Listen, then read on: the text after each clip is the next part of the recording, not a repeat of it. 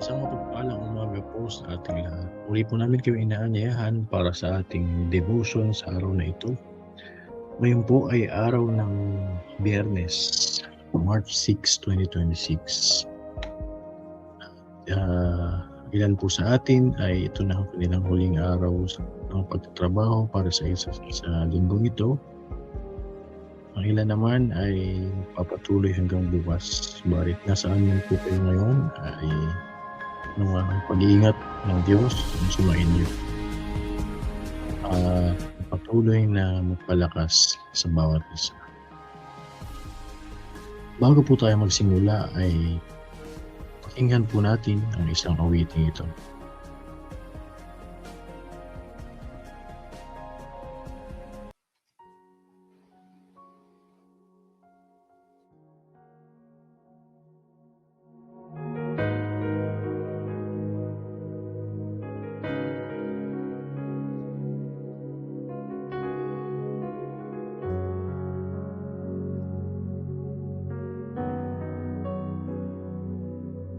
Ikaw ang aking kalakasan, ligaya at aking kanlungan. Dumating man ang problema, walang makapaghihiwalay, walang maikukumpara sa pag-ibig mo.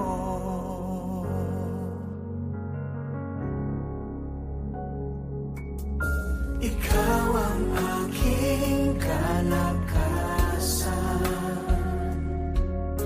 ligaya at aking kanlungan. Dumating man ang problema, walang makapaghihiwalay,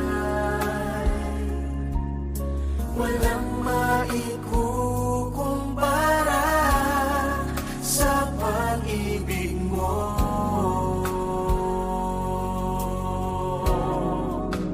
Gaano man kalayo ang langit, pag-ibig mo'y para sa lahat. Luluhod ako sa palad mo, sasamba sa'yo, Diyos. Gaano man kalayo ang langit, pag-ibig mo'y para sa lahat. Ikaw aking Diyos, ikaw ang lakas at ligaya ko.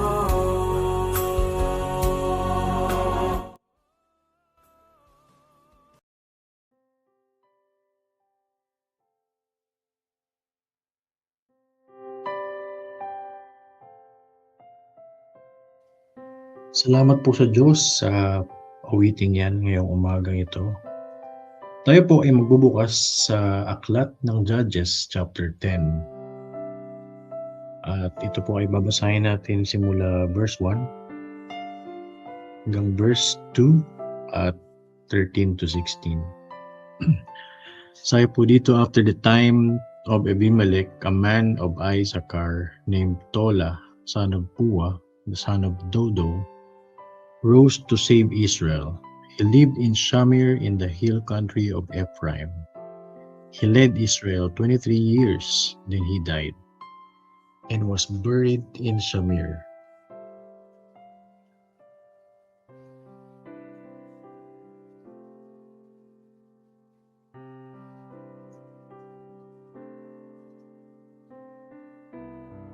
In verse 13, this is what God said or told Israelites, "But you have forsaken me and served other gods."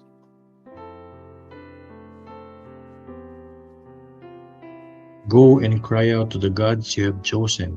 Let them save you when you are in trouble. But the Israelites said to the Lord, "We have sinned.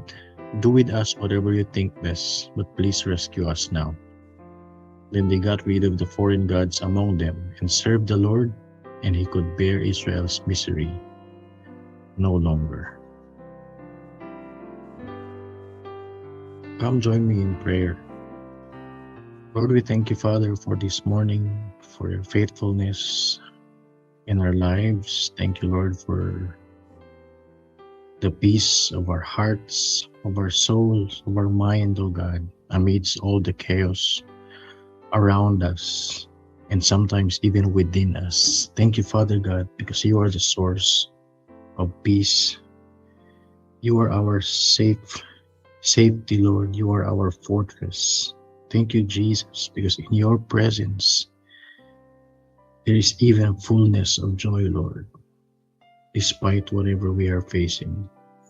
In our lives, may each of us find true peace and true joy, O God. And Lord, as we meditate on your word this morning, lift up to you our lives. Thank you for the wisdom that comes from you, O God. And thank you for the lives of the characters in the book of Judges, God. Lord, we just lift up to you this moment in our devotion. In Jesus' name we pray. Amen.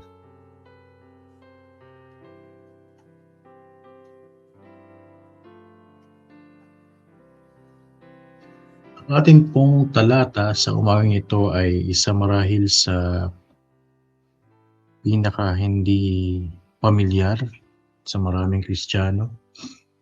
So, a lot of us are familiar with Gideon, maybe a lot of us familiar with Abimelech. But this person, whose name was only mentioned in one verse, has actually led Israel for 23 years. And kung babasahin po natin kung iintindihin natin ng malalim yung unang dalawang talata ng Judges chapter 10, pinapahiwatig po ito na naging maayos pa yung pamumuno ni Tola. He rose to save Israel after Abimelech's leadership. So in this chapter, maari po nating makita na minsan hindi natin kailangan ng malaking pangalan, hindi natin kailangan ng kayamanan, hindi natin kailangan ng katalinuhan upang tayo ay lubos na magamit ng Panginoon. In case of Tola, he may be an unfamiliar name, but God actually used him to become one of the leaders of Israel, and he led them in 23 long years. So just like many of us, our names may not sound familiar to our communities nor to the environments we belong to. Marahil ang tingin natin sa sarili natin ay we are just an average part of the community. Maybe we are just an average part of the church. But one day, we will be remembered not because of our names, not because of our physical attributes, but we will be remembered by how we lived our lives. Especially kapag humarap na tayo sa Panginoon at binuksan niya na yung aklat ng buhay, what God will account before us in heaven is the kind of life that we lived on earth. It's not the amount of savings that we have, it's not the degrees that we have, not even the number of friends or the number of followers that we have on whatever social media platform we are. But God will looked at us on how we lived our lives. He will account the details on how we treated people, on how we treated our parents, maybe, how we treated our families, or on how we made our choices. And if we read the rest of the chapter of Judges chapter 10, ito na naman yung cycle ng mga buhay ng Israelita kung saan pabalik-balik sila dun sa kanilang mga kasalanan. Pabalik-balik sila dun sa kanilang mga Diyos-Diyosan. And every time they fail and fall down, there would always would always put somebody to lead them out of misery again. And if we go back to verse 13, sabi ng Panginoon, since kinalimutan nyo na ako, may bago na kayong mga Diyos, kung sino-sino sinasamba nyo. Hindi ko na kayo ililigtas. But towards the end of the chapter, here is God again, reaching out to the Israelites. Because sabi sa verse 16, He could bear Israel's misery no longer. Naawa pa rin ang Panginoon sa mga Israelita. And here is an attitude also of the Israelites, verse 15, na sige, inaamin po namin, Panginoon, nagkasala po kami. Gawin niyo na po yung gusto niyo sa amin. Pero tulungan niyo po. This is a typical human prayer. We would always fall into sin. And when we face trials tulad ngayon, siguro ang daming tumatawag sa Panginoon because there's a probability of world war. And these same people are the same people who would reject the word of God. These are the same people who would sin over and over again. And these will be the same people who will cry out to God na huwag silang pabaya, natulungan sila. And guess what? God loves these people. God loves the Israelites.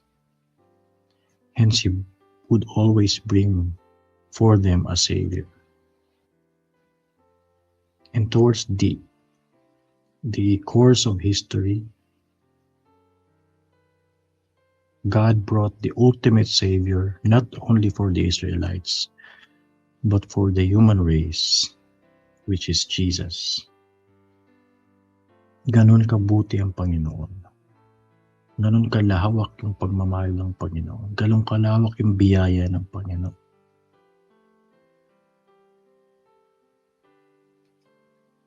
Hence, as an application, we may not bear big names, famous surnames next to our first names. We may not be wealthy. We may not have all the luxuries of the world. But guess what? We can still lead people to Christ. Through our actions, through our words, even through our character. And by that, people will remember this legacy, our testimonies. They will not remember kung gaano tayo kayaman. They will not remember kung gaano kalalaki yung pinapadala natin sa pamilya natin. But they will remember how we lived our lives, how we treated people, what our testimonies are. And by this, we can inspire people, even in the smallest bits of our lives, the smallest actions that we do.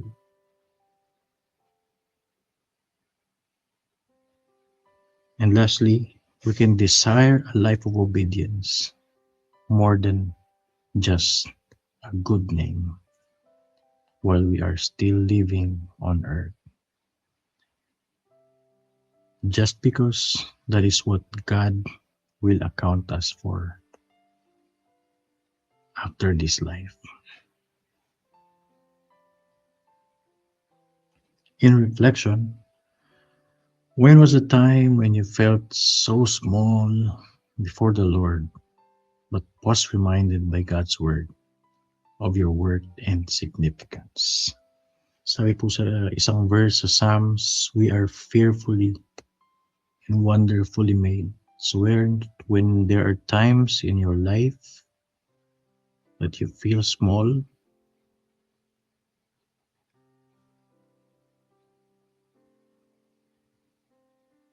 that you feel the world does not recognize you enough, God does. He knows every single cell in your body. He knows the count of your hair strands. He knows every shape of your DNA.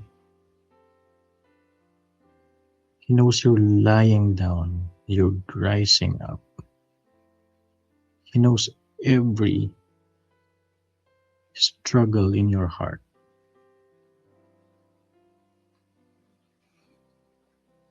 And guess what? He's not a blind God. He's not a deaf God. He knows all your circumstances. And He is always willing to reach out to you. Just like how He reached out to Israelites over and over again. That's how God loves us. May you join me in prayer as we end this devotion. Father God, we thank you for your great love for us.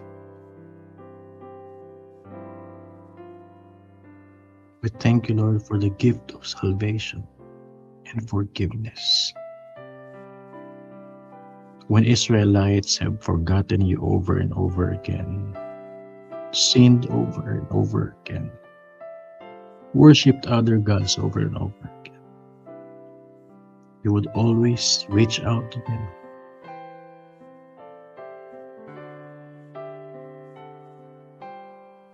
And save them from misery, Lord.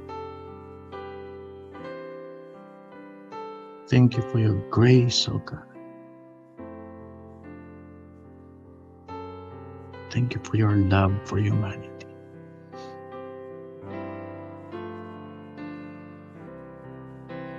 We know, Father God, this gospel is not just for a few percentage of people on earth. You want every human being to know that you love them, Lord. And may the times that we are facing right now remind us that we have that responsibility, that we have that ministry, Lord, to tell people how much you love them.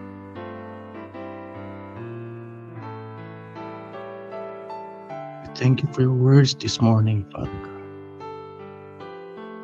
Thank you for the life of Tola, Lord. He may not be famous, but because he was an obedient leader, he was able to save Israel, Lord God, from misery. Teach us, Father God, to use our small voices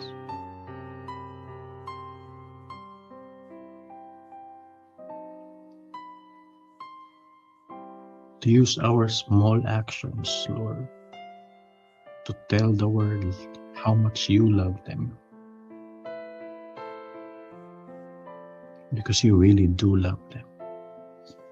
And Lord, for every one of us facing circumstances, struggles in our lives,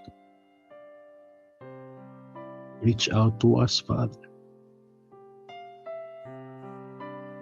May you extend your hands to us, Lord. Save us, Lord, from all the miseries that we are facing. We may not know each one of us, Lord, but you know our hearts, you know our minds, you know every single bit of our life, Father. And so this morning, Lord, we just lift up to you all our praises, all our thanksgiving. We also seek forgiveness, Lord, for the things that we did that are not pleasing before you. We also seek forgiveness, Lord, for not doing what we were supposed to do, what you instructed us to do, Lord. Help us, Father God, in the midst of everything we are dealing with our lives, Lord. We will always remember that we are significant, we are important before you, Lord. And that you love us greatly, Father God, that you gave your Son, Jesus Christ, to save us, to die for our sins. Thank you, Father God, for what you will do, for what you have been doing in our lives, Lord. We offer you this day. Thank you for peace, Lord. Thank you for strength. Thank you, Jesus. We give you back all the glory and praises, Father God, this morning. In Jesus' name we pray. Amen.